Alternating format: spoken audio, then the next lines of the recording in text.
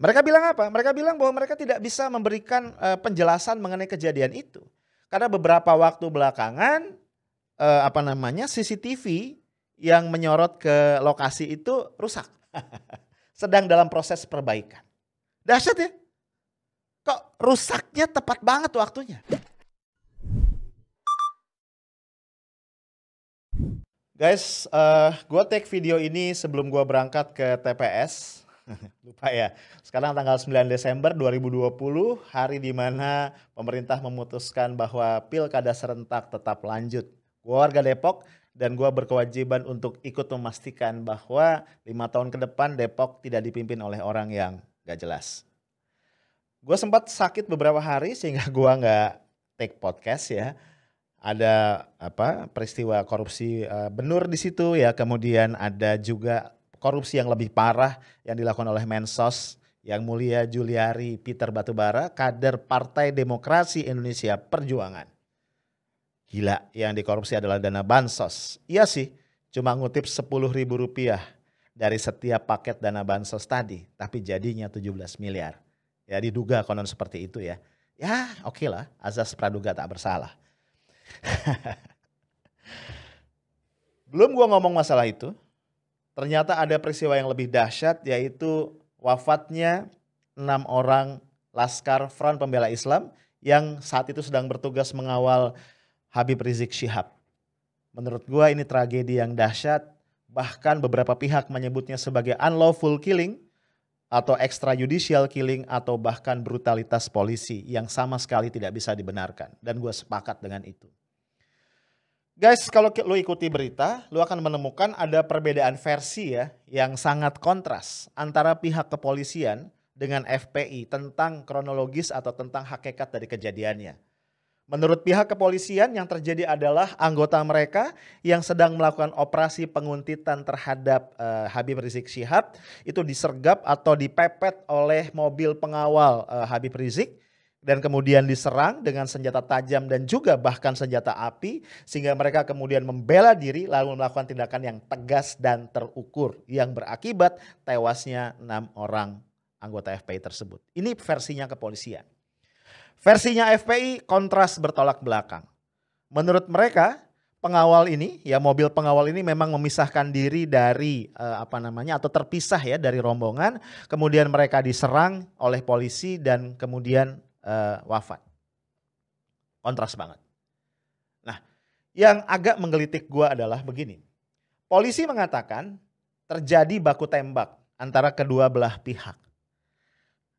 Menurut gua, kalau betul terjadi baku tembak yang berakibat tadi tewasnya 6 orang ini, polisi harus mampu menunjukkan TKP sesungguhnya di mana.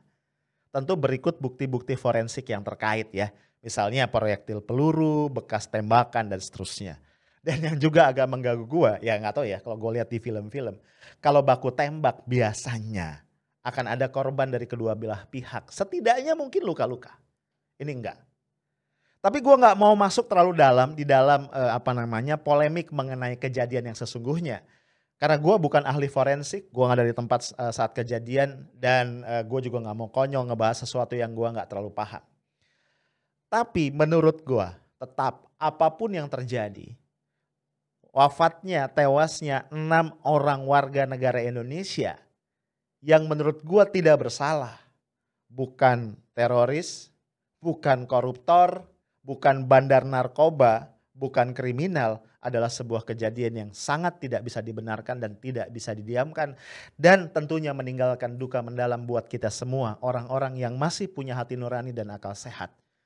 Karena itu guys, dalam kesempatan podcast gue, setelah agak lama gue gak bikin podcast ya, gue pengen memberikan beberapa footnotes. Yang pertama, kalau kita pikir dalam-dalam, kejadian ini merupakan rangkaian dari sejumlah kejadian sebelumnya.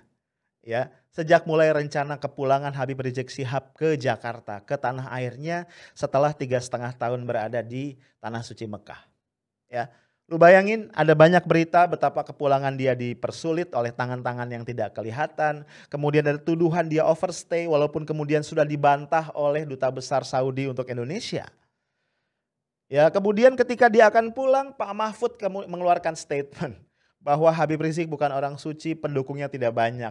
Dan ternyata kemudian dibantah oleh situasi. Ratusan ribu orang, konon kata kabarnya mencapai jutaan orang menjemput kedatangan Habib Rizik Syihab. Lu boleh suka boleh enggak, tapi kejadian ini tidak pernah ada preseden sebelumnya sepanjang sejarah Republik ini. Terus berlanjut ya, ada event, ada kegiatan di kediaman Habib Rizik dan juga di pesantrennya di Megamendung yang dianggap melanggar protokol kesehatan, denda sudah dijatuhkan tapi kemudian diperpanjang. Ada pemanggilan-pemanggilan terhadap beberapa tokoh. Kemudian lanjut dengan apa? Lanjut dengan show off dari Koopsus, ya, Komando Operasi Khusus dari TNI yang merupakan gabungan dari pasukan elit 3 Matra TNI di markas FPI di Petamburan. Kemudian adegan penurunan baliho yang sangat epik itu. Dan terus berlanjut dengan upaya pemanggilan Habib Rizik dan sebagainya. Bahkan jangan lupa ya, ada upaya mengkriminalisasi Rumah Sakit Umi yang saat itu tempat Habib Rizik menjalani perawatan atau pemulihan kesehatan. Dan seterusnya dan seterusnya. Kenapa gue letakkan ini di nomor 1 dari footnotes gue? Menurut gue tindakannya sangat tidak masuk akal dan lebay. Gue bertanya-tanya dan sampai ini tidak terjawab. Emangnya Habib Rizik siapa? Kenapa tindakannya harus begitu luar biasa terhadap seorang warga negara yang pulang dari negara asing kembali ke negaranya? Apakah sepanik dan separanoid itu rejim yang berkuasa terhadap kepulangan seorang manusia yang namanya Habib Rizik Syihab?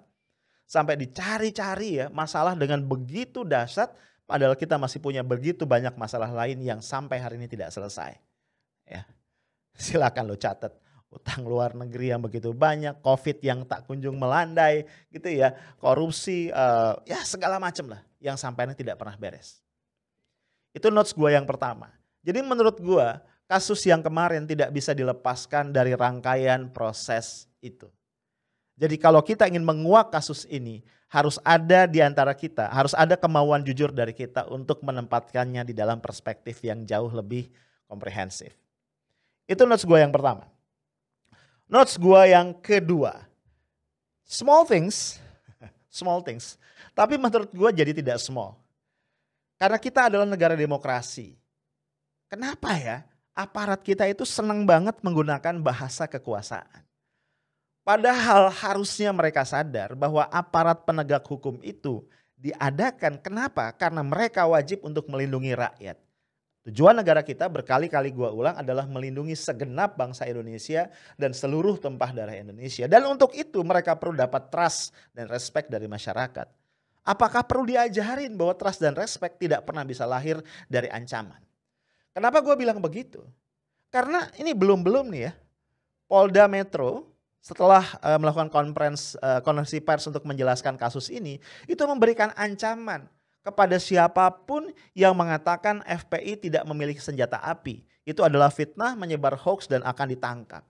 Lah, masa iya polisi kemudian berhak untuk menjadi pemegang monopoli kebenaran? Padahal belum ada penyelidikan dari misalnya tim pencari fakta independen yang imbang, yang imparsial, yang mengcover kedua sisi informasi yang berlawanan. Lalu apa kabar orang tua dari ke-6 korban ini yang sudah dengan tegas mengatakan, memberikan kesaksian bahwa anak-anak mereka tidak membawa senjata? Lalu apa kabar FPI yang mengatakan bahwa tidak ada anggota mereka yang dibekali dengan senjata api?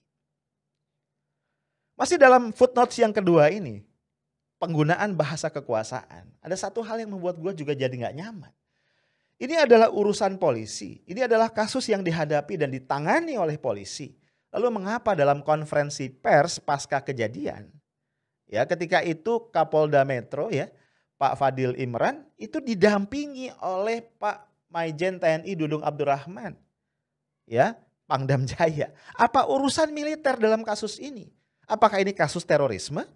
Apakah ini kasus separatisme? Apakah ini kasus gangguan terhadap keamanan negara?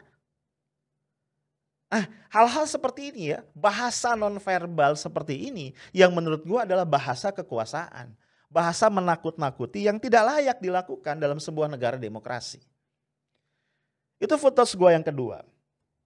Ini gue banyak nih ya punya footnotes ya. Footnotes gue berikutnya. Gue ini ketawa sedih ya.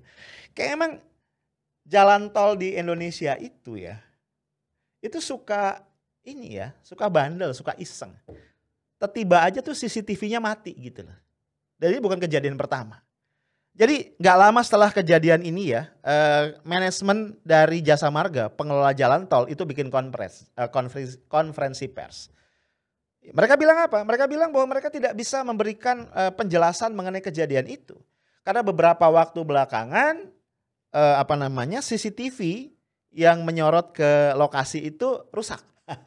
Sedang dalam proses perbaikan. Dahsyat ya. Kok rusaknya tepat banget waktunya? Mau disebut kebetulan? Ya kita nih sebagai publik belum lupa.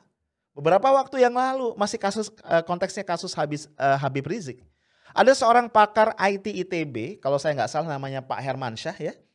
Itu dia memberikan kesaksian yang membela Habib Rizik Syihab dengan mengatakan bahwa chat mesum yang kemudian dinisbatkan kepada Habib Rizik itu adalah palsu. Itu adalah rekayasa. Nah, begitu dia memberikan kesaksian tadi, ketika dia lewat di jalan tol, dia dipepet orang, diganggu, dan ketika dia keluar dari mobilnya, dia dibacok. And you know what? Betul sekali. CCTV-nya mati.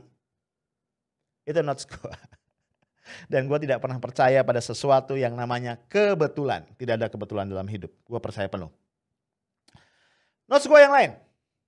Peristiwa ini ternyata bukan hanya menghebohkan seantero Nusantara, Indonesia yang kita cintai ini, tapi juga sudah dikomentari oleh berbagai pihak di luar negeri, terutama media asing dengan berbagai frame.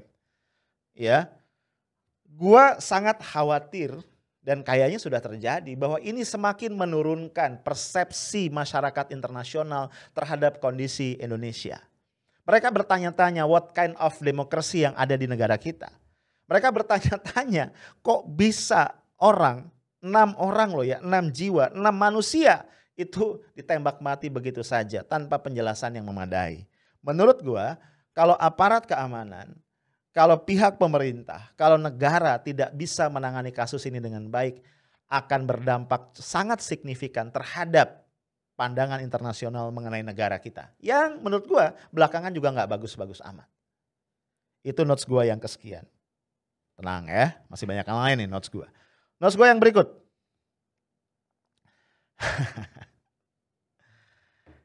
Ketika seorang penyanyi yang namanya Glenn Fredly meninggal dunia, Pak Jokowi dalam hitungan waktu yang sangat singkat menyampaikan bela sungkawa atas wafatnya Glenn Fredly. Oke, satu orang wafat dengan wajar karena penyakit yang sudah dideritanya. Dan Glenn Fredly ya gak mudah-mudah amat juga ya. Sudah cukup lama menikmati dunia, ya cukuplah. Tapi gua tidak mendengar ada ucapan bela sungkawa yang tulus dari Pak Presiden atas wafatnya 6 orang warganya. Bahwa mereka anggota FPI, bahwa mereka datang dari pihak yang berseberangan dalam politik dengan beliau, bahwa mereka adalah orang-orang yang mendukung Habib Rizik Syihab, menurut gua tidak relevan untuk kita bicarakan dalam konteks ini. Karena mereka adalah warga negara dan mereka punya presiden yang namanya Pak Jokowi. Dan menurut gua dalam peristiwa yang sangat high profile seperti ini, seharusnya Pak Presiden Jokowi menunjukkan sisi kemanusiaannya, menunjukkan sisi kenegarawanannya dengan menyampaikan bela sungkawa yang sedalam-dalamnya, seraya menjamin kepada pihak keluarga bahwa hak-hak korban untuk mendapatkan keadilan itu dijamin oleh beliau kembali sebagai kepala negara. Tapi sayangnya gue gak mendapatkan pernyataan itu sampai detik ini. Sebagaimana juga, sorry ya, gue tidak mendapatkan itu, ya mungkin gue gue gak ngebaca atau gue gak ngeliat. Gue gak mendapatkan pernyataan bela sungkawa dari istana, pernyataan yang mendalam, yang deep condolences, yang tulus ya, mengenai wafatnya ratusan, hampir 1000-an ya petugas KPPS di dalam pemilu 2019. Ya di dalam Pilpres 2019. Atau juga terhadap wafatnya ratusan tenaga kesehatan dalam perang melawan COVID-19. Gue bertanya-tanya, kenapa seorang penyanyi yang notabene merupakan pendukung Pak Presiden begitu penting untuk mendapatkan ucapan bela sungkawa. Tapi rakyat yang lain termasuk 6 orang anggota FPI ini seolah tidak penting untuk mendapatkan hal yang sama. Itu notes gue. Notes gue yang berikut. Gue bertanya-tanya. Kemana ya Pak Mendagri? Kemana ya Pak Menko Polhukam? Kenapa tidak ada suara dari mereka? Padahal mereka termasuk orang yang sangat bertanggung jawab mengenai kondisi keamanan dalam negara kita. Kenapa tidak ada yang bicara?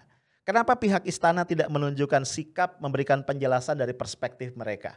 Perkara perspektif itu sesuai dengan keinginan publik atau tidak adalah urusan lain. Setidak-tidaknya publik ingin mendengar apa yang merupakan kata dari istana.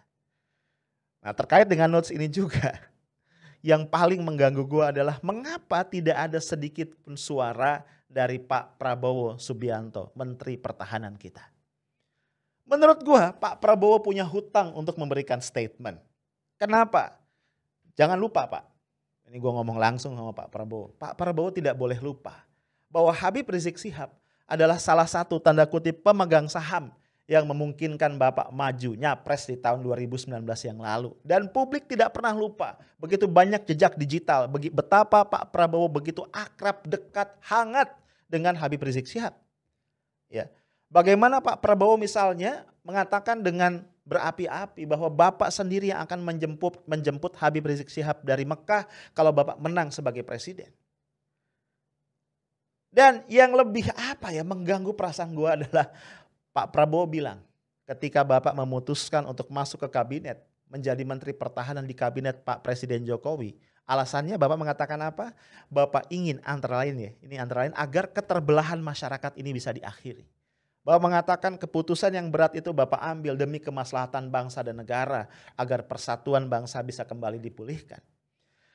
Tapi apa yang kita lihat? Masyarakat semakin terbelah dengan tindakan-tindakan yang tidak menunjukkan imparsialitas negara terhadap warganya. Bagaimana kemudian alat-alat negara digunakan justru menekan kelompok-kelompok yang berseberangan dengan pemerintah. Pertanyaan saya, di mana suara Pak Prabowo? Bahkan saya sebelumnya sudah sangat kecewa ketika ada korupsi Benur misalnya. Ya, Bapak tidak mengucapkan sepatah kata pun secara langsung. Hanya ada beberapa kata in English yang dikutip oleh Pak Hasim Joyo Hadikusumo yang mengatakan betapa marahnya Bapak kepada Edi Prabowo atas apa yang dia lakukan. Tapi kita tidak pernah tahu redaksi kalimat dari Bapak seperti apa. Kita ingin dengar Pak Prabowo bicara. Tapi mungkin harapan saya terlalu jauh karena Bapak memilih untuk diam. Guys, notes gue masih banyak. Tapi notes gue yang paling mendasar adalah 6 orang yang wafat adalah manusia. Gue sebutin satu-satu ya. Yang pertama adalah Andi Oktiawan, 33 tahun. Kemudian Ahmad Sofian, 26 tahun. Faiz Ahmad Syukur, 22 tahun. Muhammad Reza, 20 tahun. Lutfi Hakim, 25 tahun. Muhammad Suci Kadafi, 21 tahun. Guys, 6 orang anak muda yang harusnya masih punya masa depan yang panjang dan cerah. 6 orang anak muda yang hanya mencoba untuk mengekspresikan kecintaan mereka kepada pemimpin yang mereka percaya. Habib Rizik Syihab. Lalu mereka tewas, mereka wafat, mereka syahid, dan sampai hari ini penjelasannya tidak memuaskan bagi kita dan terutama bagi keluarga. Mereka adalah anak dari ayah dan ibu mereka, cucu dari kakek dan nenek mereka, saudara dari kakak atau adik mereka, sahabat dari teman-teman mereka, murid dari ustadz yang ngajarin mereka ngaji. Mereka adalah manusia yang punya keluarga, punya sahabat, punya orang-orang yang mencintai. Gue cuma ingin mengatakan, mengingatkan kepada pihak-pihak yang menjadi pelaku tindakan zalim ini, kepada pihak-pihak yang mencoba untuk menyembunyikan fakta, kepada pihak-pihak yang mencoba untuk merekayasa. Bayangin, kalau orang-orang yang tersakiti, kalau orang-orang yang terzalimi itu kemudian menadahkan tangan ke langit kepada Allah Tuhan yang Maha Kuasa, maka tidak ada hijab antara doa mereka dan Allah yang Maha Kuat, dan ketika Allah mengabulkan doa itu akan dahsyat akibatnya. Gue jarang mengutip ayat, mengutip hadis, mengutip dalil karena gue bukan ustadz. Cuman gue tahu ada sebuah hadis yang mengatakan bagi Allah Subhanahu wa Ta'ala, ketika ada seorang beriman itu tertumpah darahnya dengan cara yang tidak hak, adalah lebih ringan jika dunia dan seisinya ini hancur ketimbang itu terjadi. Gua tahu ada sebuah hadis yang mengatakan bahwa neraka jahanam adalah tempat kembali yang layak bagi mereka yang menumpahkan darah orang yang beriman. Gue cuma ingin mengatakan, hati-hati. Kita bisa merekayasa sesuatu di dunia, tapi keadilan Tuhan tidak akan pernah bisa kita abaikan. Sekali lagi kita sampaikan duka cita mendalam atas 6 orang yang wafat ini.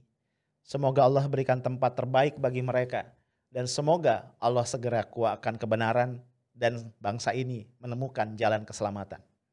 Stay tough, smart and professional. Assalamualaikum warahmatullahi wabarakatuh.